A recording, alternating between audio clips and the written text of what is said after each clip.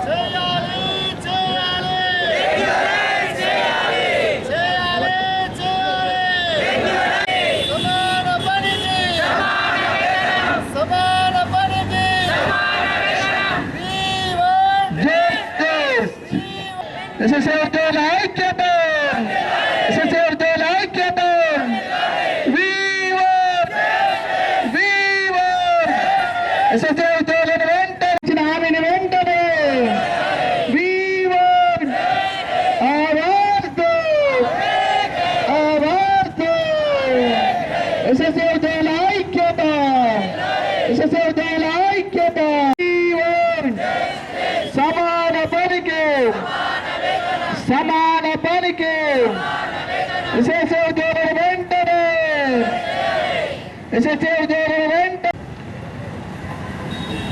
ఇప్పుడే మన యొక్క దీక్షా శిబిరానికి వచ్చేసినటువంటి మన ప్రియతమ నాయకులు పిఆర్టీఎస్ సంఘం అధ్యక్షులు మన ఎస్ఎస్ఏ కుటుంబ సభ్యుల స్థానానికి వెల్కమ్ చెప్పాల్సిందిగా కోరుతున్నాం.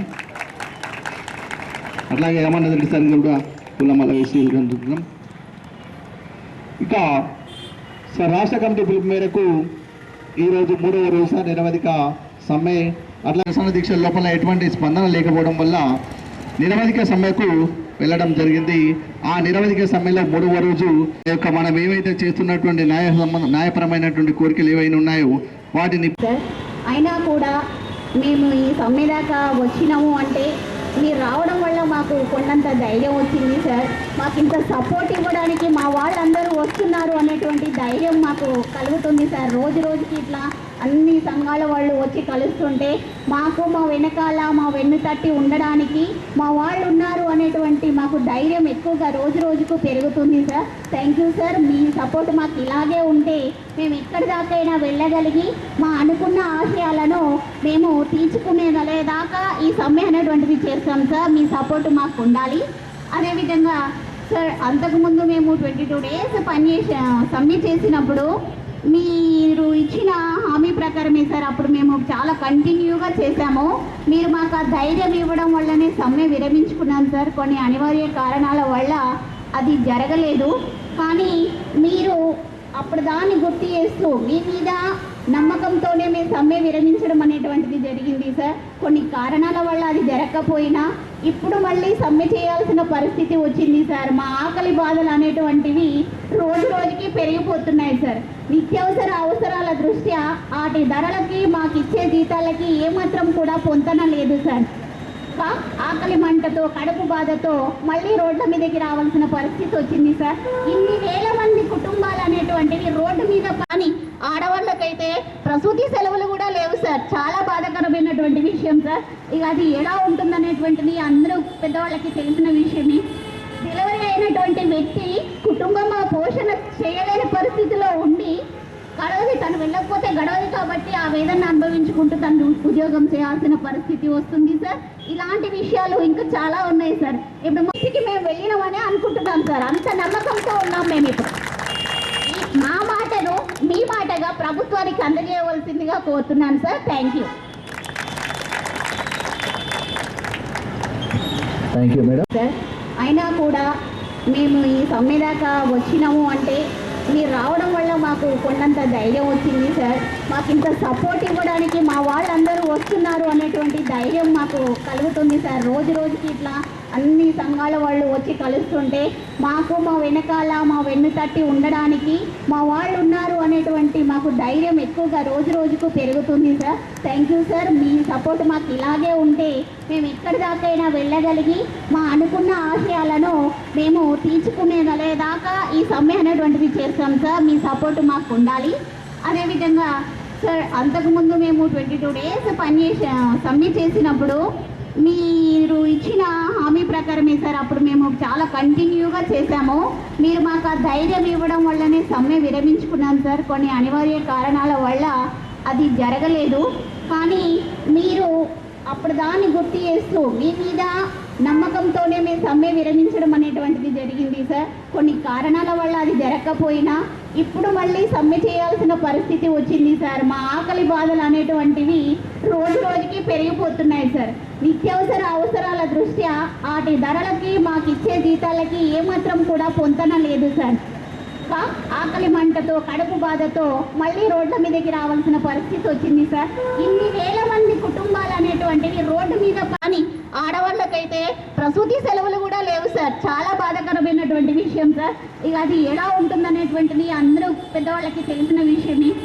డెలివరీ అయినటువంటి వ్యక్తి కుటుంబం పోషణ చేయలేని పరిస్థితిలో ఉండి గడవది, తను వెళ్ళకపోతే గడవది కాబట్టి ఆ వేదన అనుభవించుకుంటూ తను ఉద్యోగం చేయాల్సిన పరిస్థితి వస్తుంది సార్. ఇలాంటి విషయాలు ఇంకా చాలా ఉన్నాయి సార్. ఇప్పుడు మొదటికి మేము వెళ్ళినామని అనుకుంటున్నాం సార్. అంత నమ్మకంతో ఉన్నాం మేము. ఇప్పుడు మా మాటను మీ మాటగా ప్రభుత్వానికి అందజేయవలసిందిగా కోరుతున్నాను sir. Thank you. Thank you madam. కూడా ఏకమై ఈరోజు నిరవధిక సమ్మె కంటిన్యూగా ఉధృతంగా చేయడం జరుగుతుంది సార్.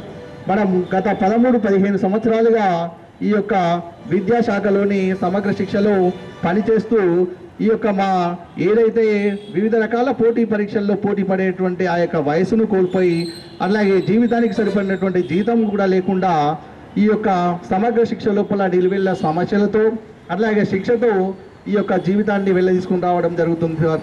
కాబట్టి మా యొక్క న్యాయపరమైనటువంటి కోరికలు ఏవైతే ఉన్నాయో అవన్నీ కూడా నెరవేర్చుకునే వరకు కూడా ఈ యొక్క ఉధృతమైనటువంటి సమ్మె, నిరవధిక సమ్మె కొనసాగుతూనే ఉంటుంది. కాబట్టి దానికి సంపూర్ణ మద్దతు తెలపాల్సిందిగా మా యొక్క జగిత్యాల జిల్లా పిఆర్టీ అధ్యక్షులు ఆనందరావు సార్ గారిని మాట్లాడవలసిందిగా కోరుతున్నాం సార్. Thank you. మీ అందరికీ కూడా క్షమాపణలు చెప్పుకుంటున్న పిఆర్టీ సంఘం తరఫున. మరి మేమైతే మీకు ఎల్లవేళలా అందుబాటులో ఉన్నాం, వెన్నుదన్నుగా ఉన్నాం. చాలా సమస్యలు మేము జిల్లా వరకు అయితే మీకు ఎట్లాంటి సమస్య ఉన్నా కూడా అందుబాటులో ఉండి పనిచేసినాం.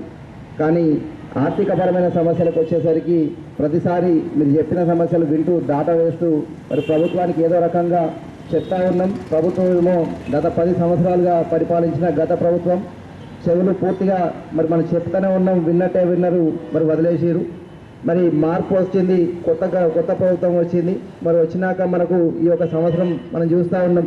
ఒక 6 నెలల వరకు అయితే మనం కూడా కొత్త ప్రభుత్వానికి కొంచెం వెసులుబాటు ఇవ్వాలి. మరి వాళ్ళు కూడా మనం చూసినట్టయితే మరి ఉద్యోగ ఉపాధ్యాయ పక్షపాతిగా మన కోసం పనిచేసే పరిస్థితి ఉంటుంది కావచ్చు అనుకుందాం. మరి 6 నెలలు దాటిపోయింది, సంవత్సరం దాటిపోయింది. మరి సంవత్సరం దాటిపోయినా కూడా ఎక్కడ వేసిన గొంగలు అక్కడే ఉన్నది. మరి వాళ్ళ మనం చూస్తే కేవలం ఒక 4 సమస్యలు మీరు చెప్తున్నారు. ఫస్ట్ ఉన్నటువంటి ఉద్యోగులందరినీ కూడా రెగ్యులరైజ్ చేయాలనేటువంటి అంశము ఫస్ట్ చెప్పుకోవడం జరిగింది. మరి రెగ్యులరైజ్ చేయలేని పక్షం లోపల కనీసం అయ్యేంత వరకన్నా మినిమం టైం స్కేల్ అనేది ఇవ్వాలి. మరి ఇది చేయకపోతే ఇది హామీ ఇచ్చినటువంటి ఈ మన ఇప్పటి ఉన్నటువంటి ముఖ్యమంత్రి ఎవరైతే రేవంత్ రెడ్డి గారు ఉన్నారో మరి మనందరికీ కూడా మీరు చేసిన నిరసన వేదికల లోపల మరి హామీ ఇచ్చారు కాబట్టి కంపల్సరీ చేస్తారు అనుకున్నాం. మరి ఈరోజు మనం అన్ని జిల్లా కేంద్రాల లోపల మరి ఇక్కడ నిరసన తెలిపే పరిస్థితి వచ్చినందుకు కంపల్సరీగా పిఆర్టీ సంఘ పక్షాన మరి ప్రభుత్వాన్ని కోరేది ఒకటే, దయచేసి కనీసం మినిమం టైం స్కేల్ అనేటువంటిది అందరూ సమగ్ర శిక్ష ఉద్యోగులకు ఇవ్వాలని చెప్పి ఈ యొక్క వేదిక పక్షాన కోరుతా ఉన్నాం. ఆ తర్వాత రెగ్యులరైజ్ చేసినట్టయితే ఈరోజు చాలామంది ఏదో పరిస్థితి లోపల ఎక్కడో ఒకడ మరి చనిపోయిన పరిస్థితి లోపల మనకు కనీసం మనము ఎంతో కొంత వేసుకొని మనం డబ్బులు ఇచ్చే పరిస్థితి ఉంది. మరి ఆ పరిస్థితి మనకు ఉండదు. ప్రభుత్వమే కంపల్సరీ అందరినీ కూడా మరి పెద్దన్నలాగా ఆదుకోవాలి. కనీసం మినిమం ఎక్స్గ్రేషియా ఇస్తూ తర్వాత వారికి కావాల్సినటువంటి మినిమం టైం స్కేల్ అనేది ఇచ్చినట్టయితే మనం మిగతా సమస్యలు ఏంటి అవే సర్దుకుంటాయి. మనకు ముఖ్యంగా కేజీబీలో కొత్త సిఎల్ సెంటర్ లేకపోతే ఇంకేది మనం చూసినట్టయితే మామూలుగా మిగతా ఉపాధ్యాయులతో మనం పోల్చి చూసుకున్నట్టయితే ఏ సౌకర్యం కనీసం 5 పైసల సౌకర్యం కూడా మనం చూసినట్టయితే మరి మీకు కనిపించట్లేదు. మరి కంపల్సరీ మేము రాగానే చెప్పిన సమాన పనికి సమాన వేతనం అనేటువంటిది దీక్ష చేస్తున్నటువంటి సర్వశిక్ష అభియాన్ ఉద్యోగులు, సిఆర్పీలు అయితేనేమి, ఐఆర్పీలు అయితేనేమి, ఎంఐఎస్ కోఆర్డినేటర్లు, ఆర్ట్, క్రాఫ్ట్, అదేవిధంగా కేజీబీవీ ఎస్ఓలు, కేజీబీవీ పీఈటీలు గత 14 సంవత్సరాలుగా ప్రతి చాకరీ చేస్తూ ఎన్నో ఉద్యమాలు చేస్తూ 2023 సెప్టెంబర్లో నిరవధిక దీక్ష చేస్తున్న సమయంలో అప్పటి పిసిసి అధ్యక్షులు, ఇప్పటి రాష్ట్ర ముఖ్యమంత్రి వర్యులు అధికారంలోకి రాగానే రెగ్యులరైజ్ చేస్తామని, ఎంటీఎస్ ఇస్తామని, మినిమం టైం స్కేల్ ఇస్తామని చెప్పడం జరిగింది. అదేవిధంగా ఇప్పటికీ ప్రభుత్వం ఏర్పడి సంవత్సరం కాలం కావస్తుంది, కానీ దానిపైన ఊసేలేదు. మొన్నటికి మొన్న విద్యాశాఖ డైరెక్టర్ వి నరసింహారెడ్డి గారు పిఆర్టీయు అధ్యక్షులు శ్రీపాల్ రెడ్డి గారిని, ప్రధాన కార్యదర్శి దామోదర్ రెడ్డి గారిని చర్చలకు పిలవడం జరిగింది. దాంతోపాటు ఎస్ఎస్ఏ ఉద్యోగులు కూడా వెళ్ళడం జరిగింది. అప్పుడు వారు మాట్లాడుతూ వీటి యొక్క లీవ్స్ విషయంలో కానీ ఇవన్నీ ఒప్పుకుంటాను, కానీ తాను ఎంటీఎస్ విషయంలో కానీ మాట ఇవ్వలేదు. ఎంటీఎస్ విషయంలో ఏమన్నారంటే చుట్టుపక్కల ఉన్న రాష్ట్రాలను అధ్యయనం చేసి దాని ద్వారా వచ్చే నివేదిక ఆధారంగా మేము రాష్ట్ర ప్రభుత్వానికి నివేదిక సమర్పిస్తాం. అప్పటి వరకైతే ప్రతి సంవత్సరం 10% పెంచుతామని మాట చెప్పడం జరిగింది. దానిపై మన వాళ్ళు ఒప్పుకోలేక ఈరోజు దీక్షకు మళ్ళీ వెళ్ళడం జరిగింది. గత సెప్టెంబర్ మాసంలో సెక్రటరీ గారు రామకృష్ణారావు గారు మళ్ళీ ఖాళీ చేసి ఇట్లా కేంద్ర ప్రభుత్వంతో సహకారంతో నడుస్తున్న ఉద్యోగులు మన సర్వశిక్ష అభియానే కాదు, హెల్త్ డిపార్ట్మెంట్లో ఉన్నారు, మరి వాళ్ళ సంగతి ఏంటి అని అడిగింది. వాళ్ళకు కూడా 30% ఇవ్వండి అని అప్పటి ఫైనాన్స్ మినిస్టర్ చెప్పడం జరిగింది. మన ఉద్యమం ఆధారంగానే మా ప్రాతినిధ్యం మేరకే అప్పుడు 30% ఇంప్లిమెంట్ చేయడం జరిగింది. ఇకపోతే ఈ లీవుల విషయంలో కానీ గతంలో 10 నెలల జీతమే ఉండేది.